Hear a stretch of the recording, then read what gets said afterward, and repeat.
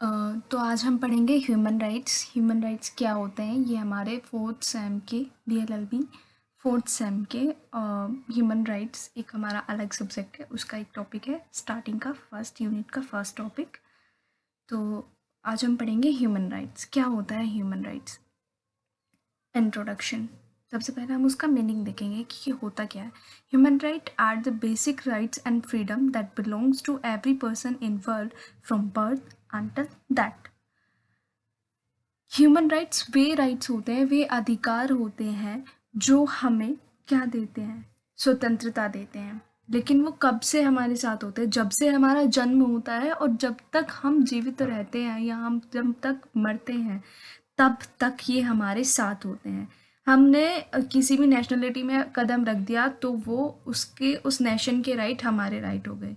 हम किसी भी नेशन में जन्म ले रहे हैं, उस नेशन के राइट हमारे राइट हो गए। जब हम जन्म लेते हैं, जन्म लेते ही हमारे राइट्स शुरू हो जाते हैं। ठीक है, जैसे हमारे फंडामेंटल राइट्स होते हैं उसी तरह से they can never be taken away although they can sometime be restricted.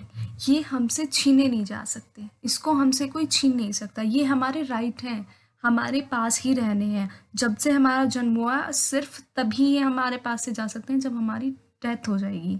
ठीक है, तो ये कभी छीने नहीं जा सकते, बस ये कभी कभी रेस्ट्रिक्टेड किए जाते हैं। जैसे if a person break the law, अगर कोई व्यक्ति लॉ तोड़ रहा है या उसका उल्लंघन कर रहा है तो रिस्ट्रिक्टेड किए जाते हैं rights. The basic human rights are right to life, right to dignity, fairness, respect and independence। ये हमारे बेसिक राइट्स हैं। ह्यूमन राइट टू लाइफ, हमें जीने का अधिकार है, डिग्निटी का, फेयरनेस का, रिस्पेक्ट का, इंडिपेंडेंस का हमारे पास अधिकार है। नेक्स्ट आता है definition. According to section 2D of the protection human right act 1993 क्या कहता है। Human right means that right relating to life, liberty, equality and dignity of individual guaranteed by the constitution of embodied in the international convent and enforceable by the courts in India। Human right का मतलब होता है कि वो right जो हमारी life से relate करते हैं, लिबर्टी से रिलेट करते हैं, इक्वालिटी से रिलेट करते हैं, डिग्निटी से रिलेट करते हैं, जो कि गारंटेड है, इंडिविजुअल गारंटेड है किसके द्वारा, कॉन्स्टिट्यूशनल के द्वारा, एंड एम्बॉयड है in the international convent, international convent में एम्बॉयड है, और ये एनफोर्सेबल है by the court of India. ठीक है, अकॉर्डिंग टू द सूजन मॉरल ओकिन, ये दूसरा डेफिनेशन है जो सूजन मॉरल ओकिन ने दिया है। Human right as a claim to something to crucial importance of the for human life. ठीक है, नेक्स्ट आता है हमारा ऑब्जेक्टिव ऑफ ह्यूमन राइट्स। कि ऑब्जेक्टिव क्या होते हैं ह्यूमन राइट्स की, जो अधिकार होते हैं उनके ऑब्जेक्टिव क्या होते हैं। तो protect human beings, first to protect human beings, second to develop individual self-respect, third to value human dignity, fourth to promote respect, understanding and appreciate of diversity, and one last as fifth to promote democracy, social justice and friendship among people and the nation। Next आता है kinds of human rights. Human rights के 3 types होते हैं। First civil and political rights, second economic and social rights, third collective rights.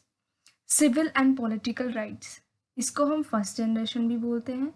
Second आता है हमारा economic and social rights, इसको हम सेकंड जनरेशन भी बोलते हैं। थर्ड आता है हमारा कलेक्टिव राइट्स, जिसको हम थर्ड जनरेशन बोलते हैं। तो अब इनके बारे में पढ़ लेते हैं कि क्या होता है। पहला है हमारा civil and political right. Civil and political right आपको क्या समझ में आ रहा है सिविल और पॉलिटिकल से, कि कोई राजनीतिक राइट्स होंगे, है ना। तो ये राजनीतिक राइट्स ही हैं। जैसे कि एग्जांपल में हम देख लें, right to life, liberty, right to privacy, right to freedom from torture and inhuman treatment.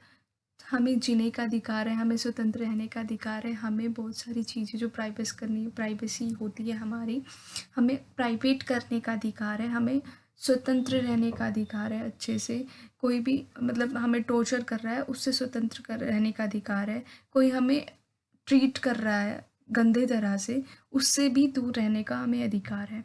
तो ये इसका ओरिजिन 13th सेंचुरी में मैग्ना कार्टा में हुआ था। The rights contained in the convents of civil and political come under the category that see their origin in the 13th century in Magna Carta। Magna carta के time पे इसको देखा गया था 13th सेंचुरी में।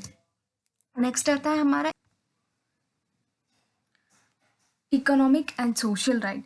These rights refer to the economy and social right which are considered to have been originated in the Russian Revolution of 1917 and the Paris Peace Conference of 1919।